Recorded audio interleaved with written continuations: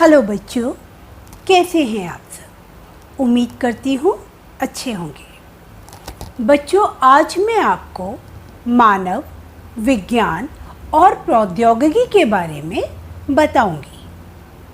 तो सबसे पहले विज्ञान क्या है ये मैं आपको बता रही हूँ। विज्ञान वह ज्ञान या अनुभव है जिसके आधार पर कुछ नियम या सिद्धांत बनाए जाते हैं। और प्रौद्योगिकी क्या है? विज्ञान के नियमों और सिद्धांतों का अनुप्रयोग करके जब कोई चीज़ मानव हित में, मनुष्य जाति के हित में बनाई जाती है या किसी चीज़ का निर्माण किया जाता है तो इसे प्रौद्योगिकी कहते हैं। जैसा कि हम जानते हैं कि कोई भारी वस्तु है और उसको हमें उठाकर ले जाना है तो मुश्किल होती है, और अगर हम उसे लुढ़का कर ले जाएं तो वो आसानी से हम एक स्थान से दूसरे स्थान पर ले जा सकते हैं। ठीक उसी प्रकार ये भी हम जानते हैं कि बैलगाड़ी में अगर पहिए लगा दिए जाएं तो बैलगाड़ी आसानी से चलेगी, क्योंकि उसमें जो सड़क के साथ घर्षण होगा वो कम होगा। तो इन्हीं ज्ञान और विज्ञान का इस्तेमाल करके हमने जब बैलगाड़ी में पहिए लगाए, बैलगाड़ी आसानी से चली, तो ये क्या हुआ?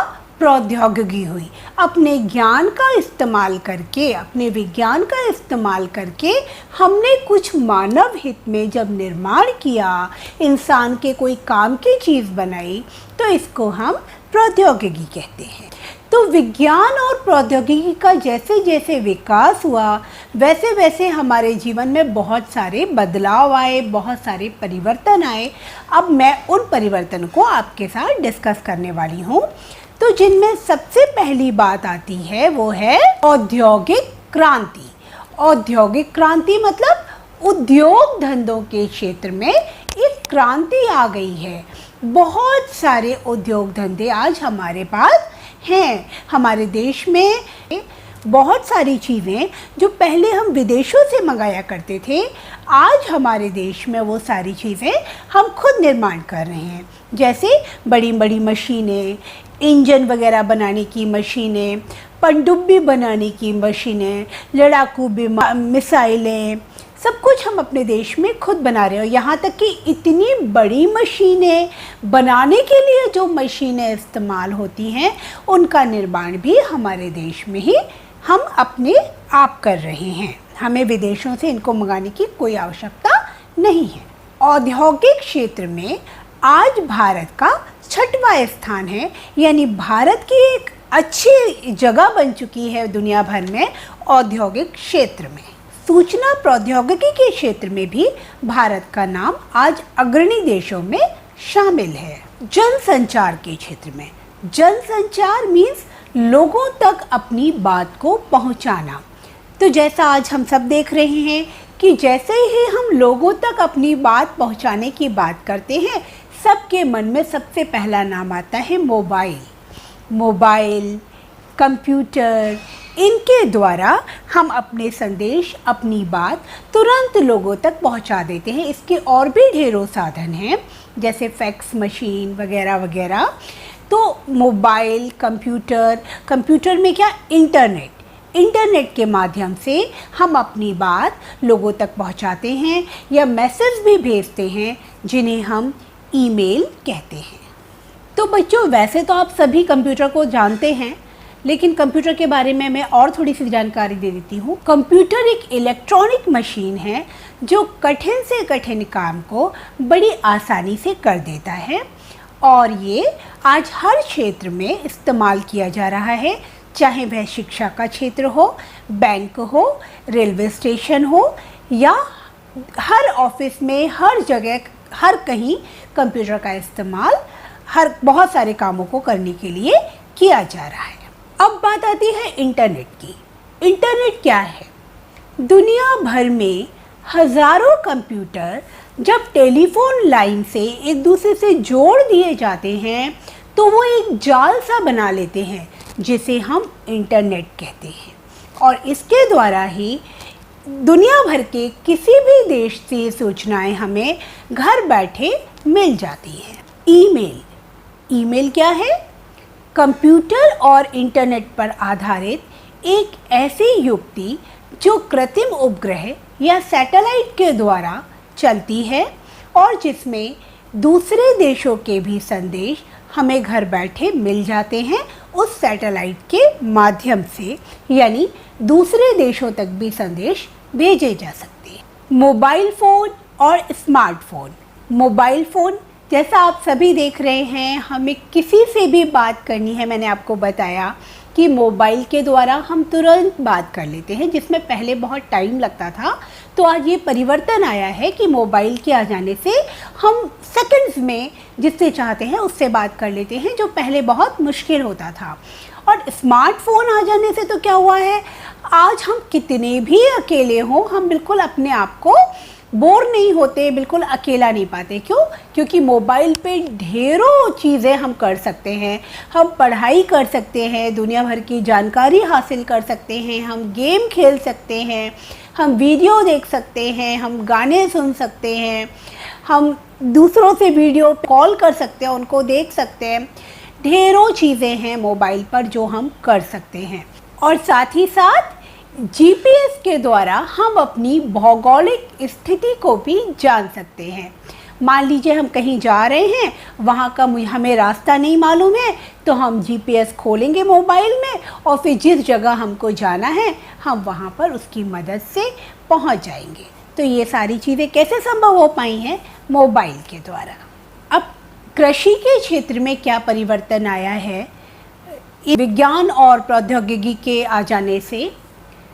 तो बच्चों, जैसा हम देख रहे हैं कि हमारे देश की जनसंख्या दिन पर दिन बढ़ती जा रही है और ऐसे में इतनी बड़ी जनसंख्या के लिए खाद्यान्न पूर्ति एक बहुत बड़ी समस्या है।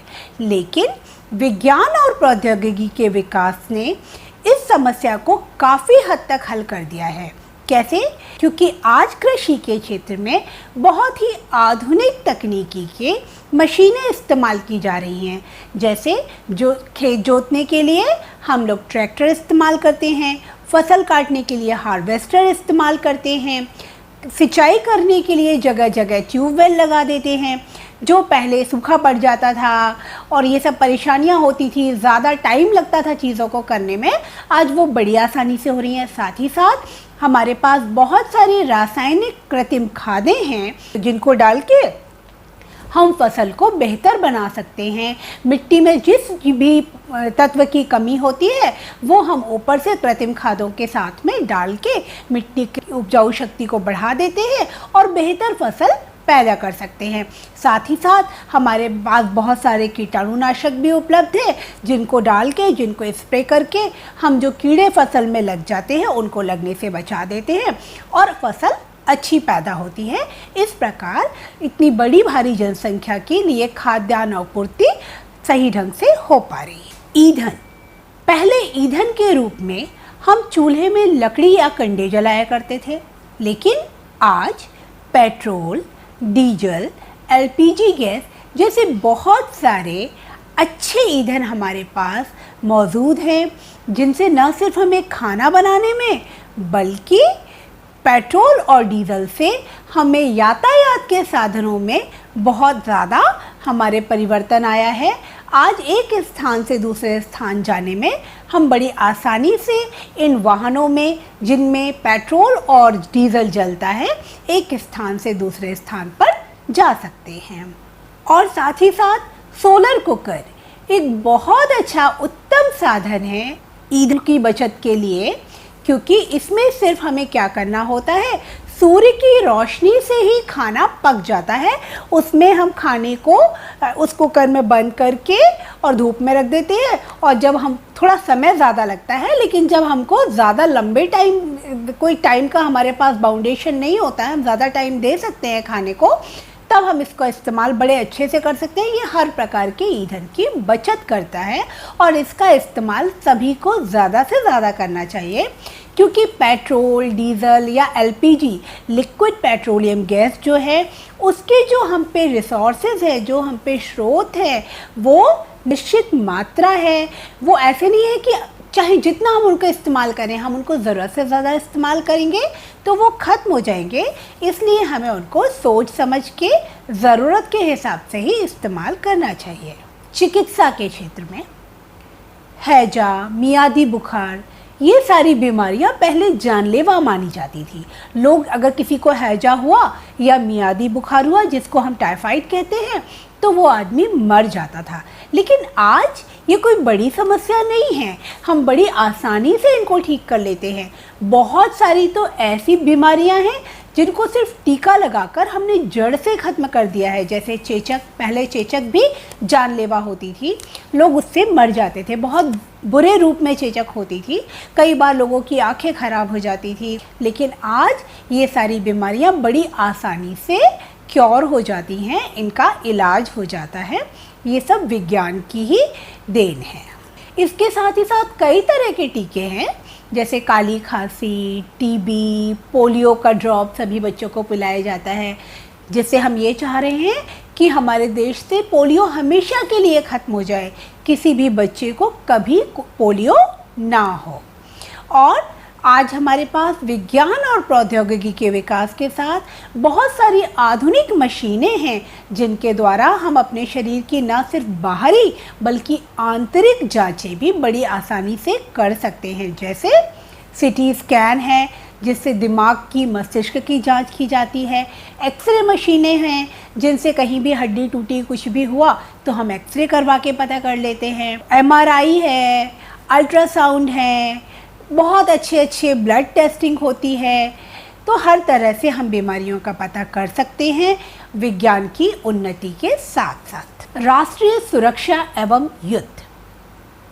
विज्ञान और प्रौद्योगिकी के विकास के साथ हमारे देश की राष्ट्रीय सुरक्षा में भी काफ़ी अच्छी उन्नति हुई है। आज हमारा देश अपने ही देश में बहुत आधुनिक तकनीक के लड़ाकू विमान, मिसाइलें, प्रक्षेपण शस्त्र आदि बनाने में सक्षम है। भारत के पास आज पृथ्वी, अग्नि, त्रिशूल जैसी शक्तिशाली मिसाइलें हैं और जिनका सफल प्रक्षेपण भी किया जा चुका है।